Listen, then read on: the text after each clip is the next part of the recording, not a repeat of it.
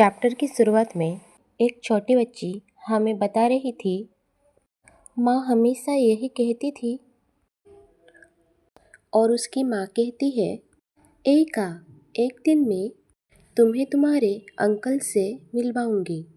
वो एक पागल कुत्ते जैसा है, नहीं बल्कि पागल पिल्ले जैसा, लेकिन मुझे यकीन है कि तुमको वो पसंद आएगा। वो बाकी सब से कहीं ज़्यादा मिलनसार है। वो मेरा एक लौता और अनमोल छोटा भाई है। तुम्हारे सारे खिलौने तुम्हारे अंकल ने ही खरीद कर दिया था। ये सुनकर एका मन में सोचती है, माँ का अनमोल भाई, अगर वो मेरी माँ का प्यारा भाई है तो वो मेरे प्यारे अंकल भी होने चाहिए, या कम से कम मुझे यही लगा था। और दूसरे सीन में हमें उसके अंकल के महल दिखाया जाता है, जहाँ पर वो कहता है, हाँ ये चाहती है कि मैं उसका ख्याल रखूं। क्या ये पागल हो गई है? और वो एका से कहता है और एका कहती है हाँ।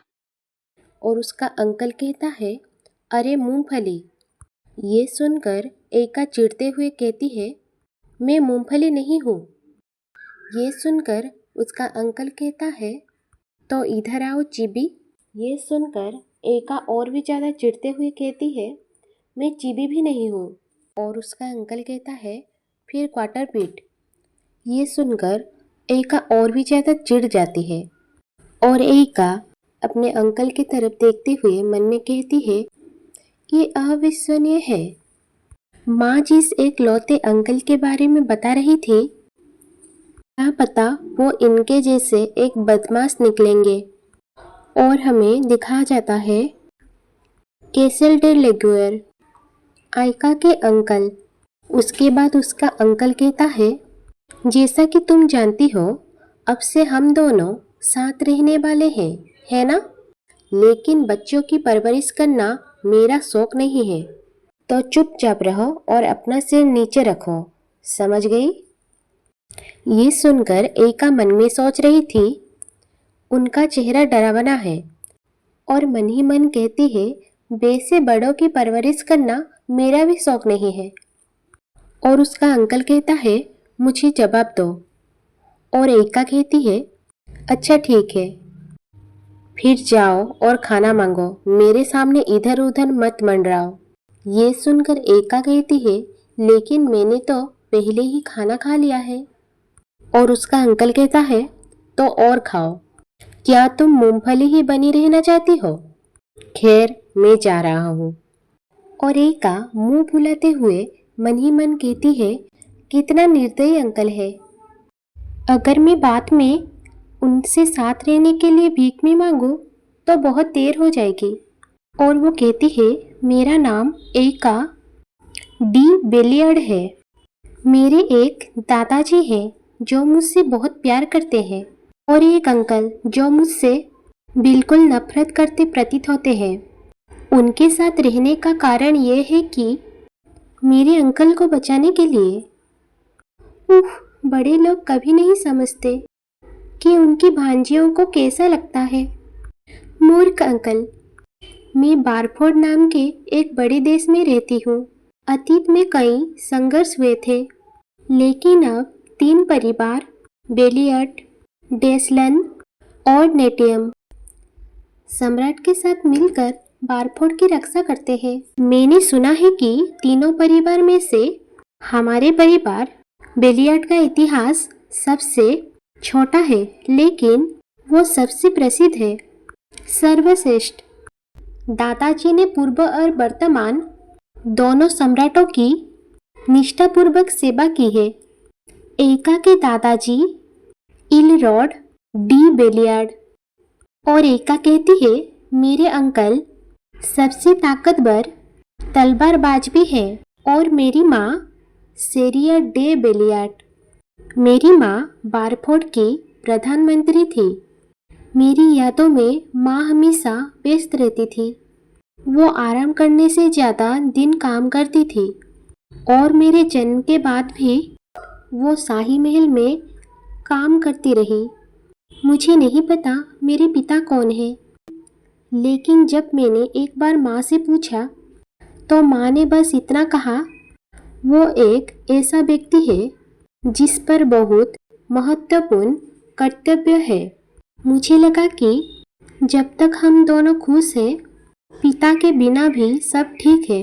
और एका कहती है वो घटना घटी।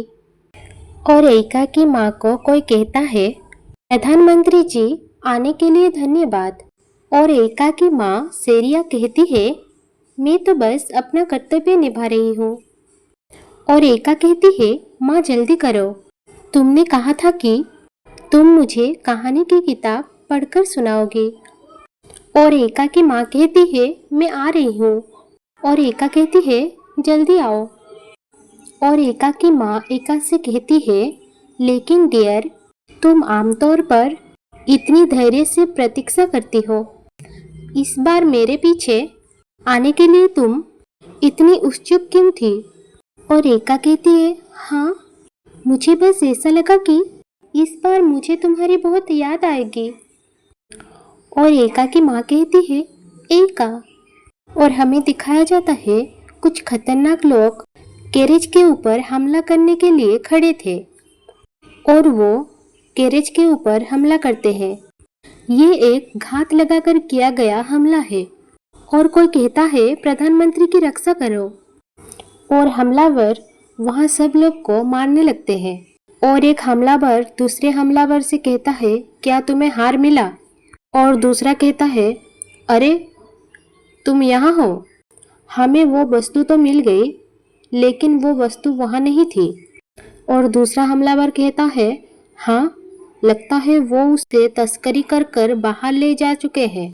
इससे पहले कि वो अंदर घुस आए, हमें वापस चलना चाहिए। हाँ महामहिम, तुम पीछे रहो और बाद में खोज जारी रखो। दूसरा कहता है, मैं समझ गया। और दूसरी तरफ हमें एका और उसकी माँ को दिखाया जाता है। उसकी माँ बहुत जख्मी थी। और एका कहती है, माँ। और एका की माँ धीरे से एका को कहती है, चुप रहो, कोई आवाज मत करो। एका, जो मैं तुम्हें दे रही हूँ उसे निगल लो। और वो एका को वो स्टोन खिला देती है। और वो एका को गले लगाती हुई कहती है, मेरी प्यारी बेटी, मुझे खेद है कि मैं अंत तक तुम्हारी रक्षा नहीं कर सकी। और एका कहती है, माँ क्या हुआ? क्या बहुत दर्द हो रहा है? और एका की माँ उससे कहती है, ध्यान से सुनो, अब से तुम्हारी आंखें विशेष होंगी। और एका कहती है, विशेष आंखें? और एका की माँ उससे कहती है, अब से तुम जो कुछ भी देखो या जानो उससे डरो मत। वो तुम्हारे प्रियजनों की रक्षा करने में तुम्हारी मदद करेंगे। तुम ये बात कभी किसी को नहीं बताओगी। ये बस तुम्हारे और मेरे बीच का रहस्य है, समझी?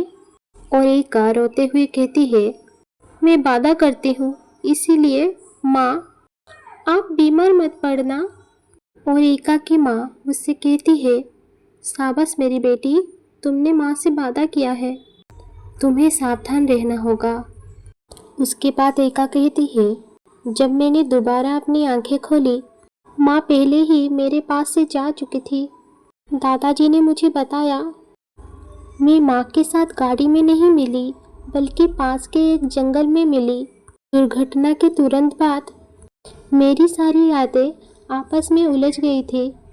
उन्होंने कहा कि शाही महल जांच कर रहा है, लेकिन मुझे कुछ भी सुनाई या बताया नहीं जा सका। मैंने बस इतना ही सुना कि महामहिम सम्राट बहुत क्रोधित थे, क्योंकि सम्राट माँ के पुराने दोस्त थे, इसीलिए वे बहुत नाराज हुए होंगे। इसके अलावा माँ बहुत बुद्धिमान और अपने काम में कुशल थी, इसीलिए वो बहुत दुखी हुए होंगे। और उस दिन जब मैं रो रही थी, मैं पहली बार अंकल से मिली। और एका उसके अंकल को देखकर कहती है, माँ। और वो माँ माँ कहकर उसके अंकल के गले लग जाती है। और एका अपने मन में कहती है, जब मैंने अपने अंकल को माँ के समान बालों और आंखों के रंग के साथ देखा, मुझे लगा कि वो फिर से जीवित हो गई है। जब मैं अंकल से पहली बार मिली तो मैंने उन्हें गले लगा लिया और कई दिनों तक उन्हें जाने नहीं दिया। उसके बाद मैं दादाजी के साथ रहने लगी और तब मुझे समझ आया कि माँ का क्या मतलब था। और उसकी माँ कह रही थी, एक आव से तुम्हारी आंखें भी से होंगे। मुझे अपने आसपास के लोगों में खतरे को भांपने की क्षमता प्राप्त हो गई थी, एक पूर्वानुमान क्षमता। पहले तो मुझे ज़्यादातर भविष्य सपनों में दिखाई देती थी, लेकिन बाद में मुझे जागते हुए भी अचानक दूर से दिखाई देने लगे।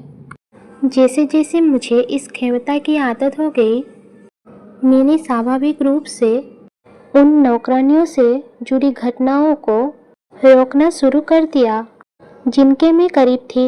और एक रात मुझे वो सपना आया जिसमें एक आदमी मेरे अंकल को कह रहा था, यू लिटिल ब्राट, मैं तुम्हें इस अपराध में बचने नहीं दूंगा, मरोगे, तुम मरोगे। और ये कहकर वो एका के अंकल के ऊपर चाकू से हमला करता है। और एका कहती है, एक सपना जिसमें मेरे अंकल एक खतरनाक चीज में फंस गए हैं। और वो डरकर सपने से उठकर कहती है, अंकल नहीं। और वो कहती है, अंकल के ऊपर हमला करने वाला कौन था? नहीं, ये नहीं हो सकता। अब जब मैंने ऐसा भविष्य देख ही लिया है तो मैं यूं ही बैठ कर नहीं रह सकती। माँ की खातिर, ताकि अंकल की जान ना जाए, मुझे उनके साथ रहना होगा और उनकी जान बचानी होगी और उनकी रक्षा करनी होगी।